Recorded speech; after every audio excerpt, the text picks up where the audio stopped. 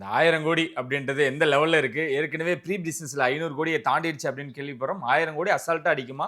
இந்த ட்ரெய்லர பார்த்ததுக்கு அப்புறமும். இல்ல 1000 கோடின்ற விஷயம் நம்ம திரும்பவும் சொல்றது என்னன்னா, 1000 கோடி நம்முடைய ஆசை தான் வந்து. கண்டிப்பா. அது வந்து அடிக்கக்கூடாதெல்லாம் கிடையாது வந்து. நம்ம பேசுறது அதுதான்.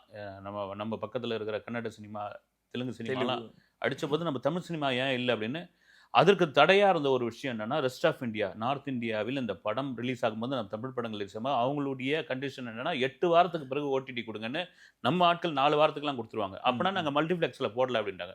இந்த படம் 2000 ஸ்கிரீன்ஸ்ல வந்து ரிலீஸ் ஆகுது. ம், ம். நார்த்ல.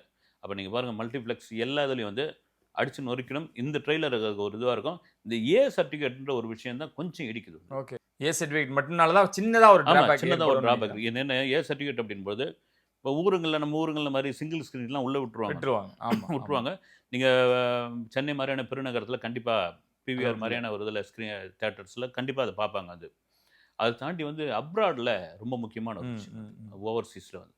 நீங்க கல்ஃப் மாரி கண்ட்ரிலாம் வந்து அ ஒரு டயலாக்கே வந்து ரீசென்சார்லாம் பண்ண சொன்னவங்க. ஓகே. தடையெல்லாம் பண்ணவங்க. விஜய் படத்துக்குலாம் அது நடந்திருக்குது. ம், ம், இப்ப ம். யூகேலாம் அது உண்டு. யூகே நம்ம Book My Show, ticket new dot காம்லாம் புக் பண்றோம் இல்லைங்களா?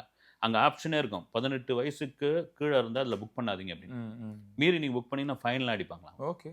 அப்போ இதுக்கு எப்படி ஒரு குடும்பத்தோட வந்து பார்க்குற படம் தானே ரஜினி படம் வந்து. ம், ம், ம். 6லிருந்து 80 வரை அவருக்கான ரசிகர்கள்.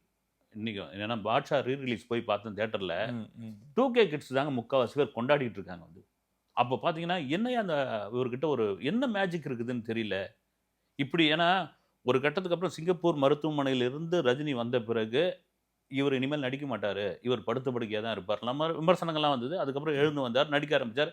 இவர் வந்து நடிக்க ஆரம்பிச்சா யார்ப்பா பார்க்க போறாங்க? அவங்க ரசிகர்கள்லாம் வந்து பிபி, சுகரு ம், ம். இதெல்லாம் இருக்கிறாங்க. எல்லாம் வந்து 60 வயசுக்கு மேல கடந்து போச்சுன்னாங்க. ஆனால், சின்ன குழந்தை கூட ஒரு ஒரு 4 வயசு குழந்தை கூட ரஜினியோட டயலாக்க பேசி, "கபாலிடா" அப்படின்னு சொல்ற அளவுக்கு வந்துருச்சுன்னா, அது எங்கருந்து? அது வந்து இறைவனும், இயற்கையும் குடுத்தது தான். இப்ப இந்த ஏன்ற ஒரு விஷயம், அதுக்கு ஒரு சின்ன பின்னடைவு இருக்குது. ஒரு பெரிய ஓகே. வருத்தம் தான் அது.